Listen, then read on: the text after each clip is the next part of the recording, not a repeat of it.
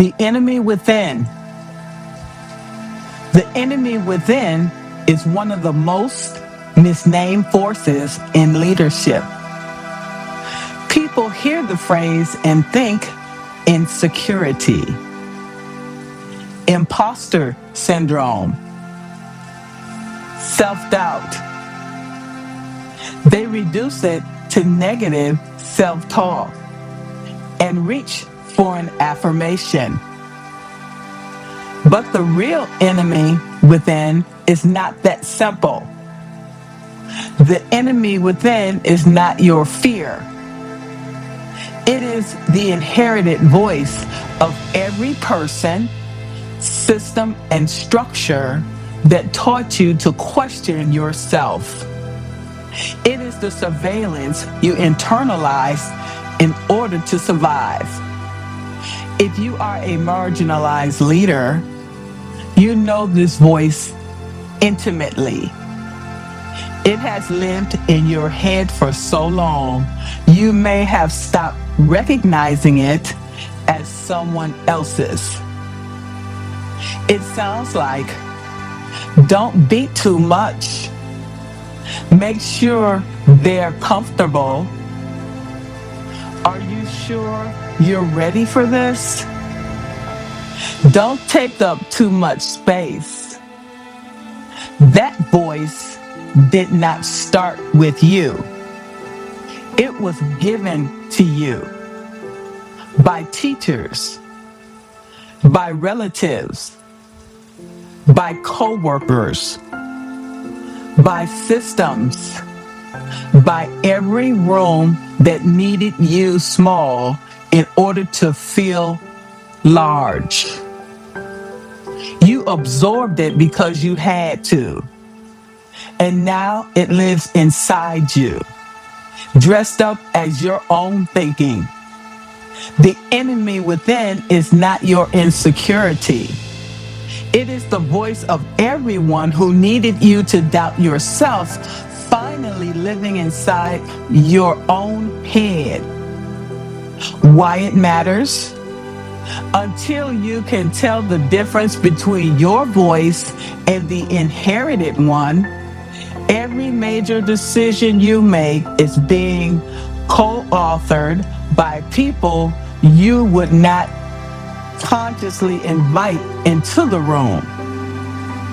It looks like second guessing yourself in the middle of leading, shrinking the ask before you have even made it, preparing twice as long as anyone else, and still apologizing for being prepared, choosing the safer version of you and calling it humility. The cost is staggering. You spend your best energy negotiating with a voice you did not author, in a room you did not consent to host. Every leadership move you make from that voice is a move made under occupation. You deserve leadership that is yours. You deserve a mind that belongs to you. Visibility. Naming the enemy makes it visible. The enemy within rules through camouflage. It hides by sounding like you. The first act of power is naming it. It sounds like, that is not my voice. That is the voice I inherited. I am not afraid. I am being told to be afraid.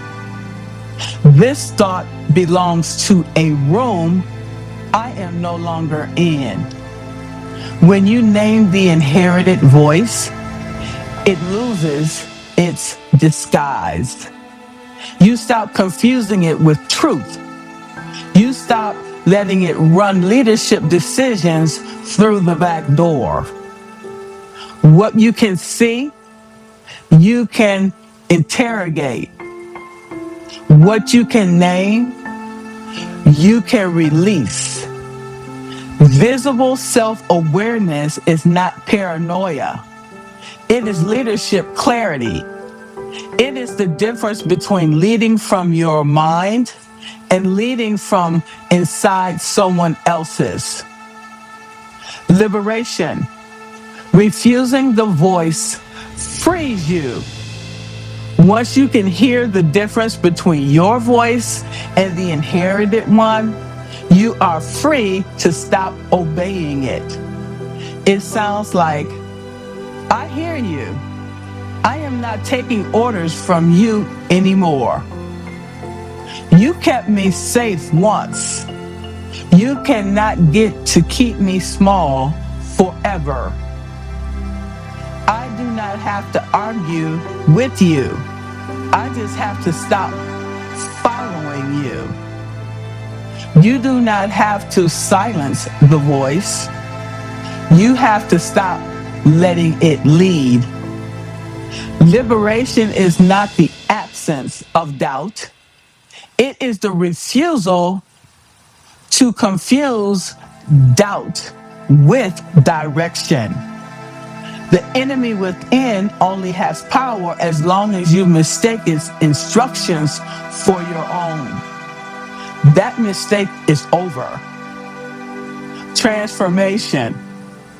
Your refusal changes the room. When one leader stops being led by the inherited voice, something radical happens. The room expands.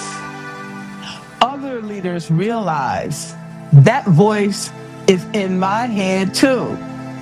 I do not have to obey it. I am not the only one fighting this fight.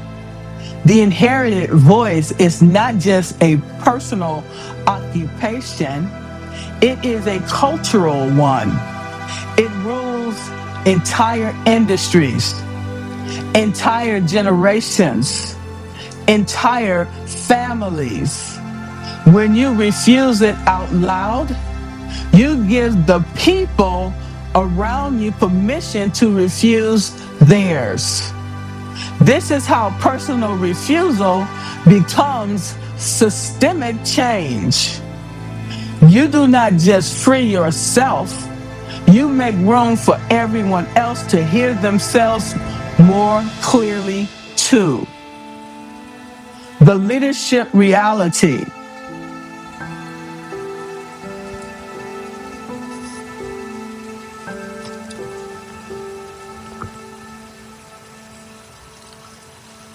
Most leaders are not held back by their lack of talent.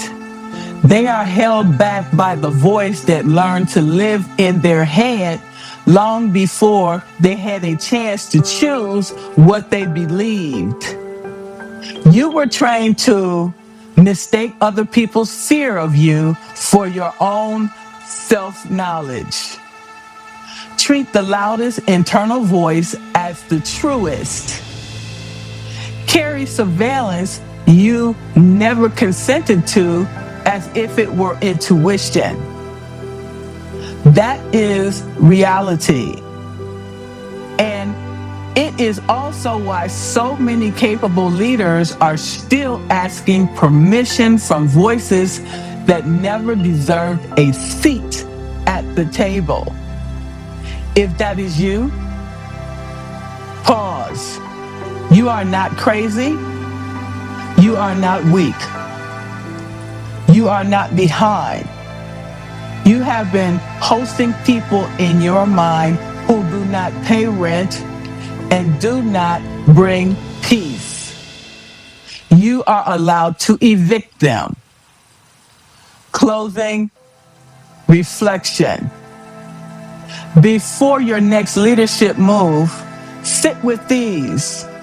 Whose voice is currently loudest in my head, and is it actually mine?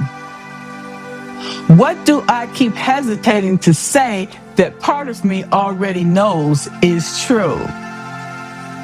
If the inherited voice fell silent for one day, what would I do ask for, or build. The answers are not arrogance. They are evidence of who you actually are when no one is in your head. Final truth. You cannot lead from a mind that is still being co-authored. You cannot rise inside a voice that was built to keep you small. You cannot build what is yours while still taking orders from a room you have long since left. And you cannot build what is yours while still taking orders from a room you have long since left. Name the voice. Refuse it. Then lead from the mind that has always been yours. That's the work.